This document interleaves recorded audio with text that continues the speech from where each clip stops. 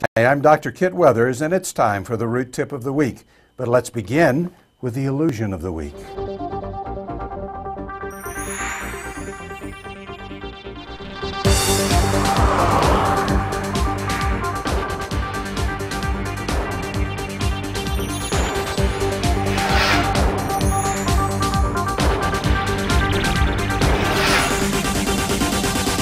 With this week's magic trick, I'll show you how you can make very small items appear suddenly and then disappear just as quickly. To learn the secret to this and other magic tricks in this series, go to EndoRootCamp.com. Computerized digital imaging systems. We're getting bombarded from every direction with different companies, different ideas, different sensors, phosphorus versus non-phosphorus versus wireless sensors. We use DEXIS here at LVI, and I actually used it in my practice before coming here.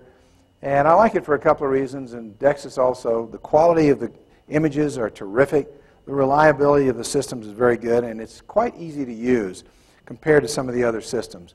Since we have people coming from all over the world here, we don't want to have an X-ray that doesn't work or a software system that doesn't work when somebody needs a picture. So, we already talked a little bit about the phosphorus plate versus the direct sensor. And again, advantages, you handle it just like film. Disadvantages, same thing. So the basic system I like are the ones that take it directly into the computer, where you have your standard X-ray head. You don't have to replace that. You put the sensor in the patient's mouth, it receives imaging, goes down the wire, shows up in the computer in about 4 seconds. Would you like to try to diagnose from a little tiny X-ray, as we see in the upper left-hand corner, held up to the light, or possibly a full screen version of the picture you just took? And you can write things on it. You can put arrows and point to these root canals that are a little bit too short. And all of that stuff can be removed. It's not part of the image. Let's say you're looking for a decay and you take an X-ray and you look at it and you say, well, I think that decay might be into the nerve, but I can't really tell for sure. I don't know if it's possibly going a little past that. But you can artificially enhance the edge sharpness by pushing a button which incorporates an algorithm. And on DEXIS, it's called Clearview, and this is what it looks like. And now you've got a much better outline of where that decay is. If you have a film that's too light with regular films, you're pretty much done. You've got to shoot it again. With digital imaging, you didn't take one picture, you took 64. 32 shades lighter and 32 shades darker. So you can just adjust that image so you can see a whole lot better what's going on. It's rare that you'll have an image that's not legible, that you can't read. Here are the advantages in Endo. It saves you a lot of time, because you can, in 4 seconds, you can get that image. Quick retakes. Anybody in here ever cone cut an X-ray? Did you ever cone cut the one after that and the one after that on the same patient because it looked right every single time you put the X-ray head up there?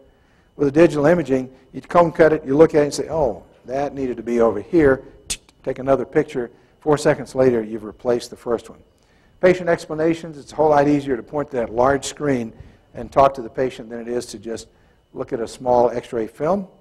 Multiple pre-op images, it's a good idea to have 2 images on every tooth. I don't think it's a good idea. I think it ought to be the law. I think it ought to be standard of care. Take 1 perpendicular shot and 1 shot from the mesial on every tooth you treat, except the upper molar, and that second shot should be from the distal.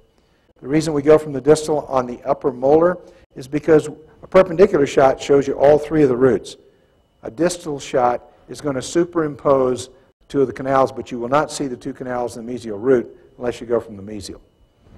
Single visit endo, it's a must for that, and you get improved file viewing in the positive mode, and we showed you an example of that earlier. Image enhancement. The thing I like about it, if you take a picture and you don't like it, it's not quite sharp enough, enhance it. Make it sharper with Clearview. Or you can push another button and reverse the image, and once again, there are the fibers, there's periodontal ligament. This is the relief button. It's almost a 3D view. Especially if you've got root canal filling material in there, it looks rounded, and where it's thin, it's not as dense, so it looks like it's just jumping out at you. Color is great, too.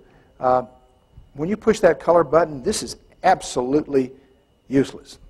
But the patients love it, and you always want to push the color button. And change the color, reverse the image, hit reverse, and the colors change. And they flip around, it's almost psychedelic. And you can talk to the patient and say, look, you see that green stuff in the middle of that tooth? Look there, it's leaking out into the bone. It's all over the place. Down toward the bottom, that green is mixing with the blue, and we know you mix green and blue, you get yellow. Yellow is pus. It's coming up there, and look between the teeth. There's some blood. Oh, this can't be good, so we have to get that. Just whatever you want to say. You can also measure and enhance the apex. You can make it larger. You can move that image around. You can draw on it. You can isolate certain areas, circle things on it. All these image tools you can use. And you can even measure the canal, as we talked earlier. But the thing I like most about the DEXIS is this little sensor. The sensor has the corners cut off. And you may wonder, well, what's the advantage of that? And the advantage is it's much more comfortable to have that sensor in your mouth.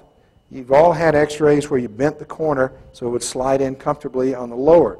You can't bend the corner of a sensor. But also in the back of it, in that little round ball, that's where the electronics are. Many of the ultra-thin models, the electronics are around the periphery of the sensor. And that means that you lose real estate. You have a bigger sensor than you need to get a small image. With this one, it's smaller than a number 2, but it is using the entire frame reference, and if we need more space, we can move it. So you can use this one size on kids or adults.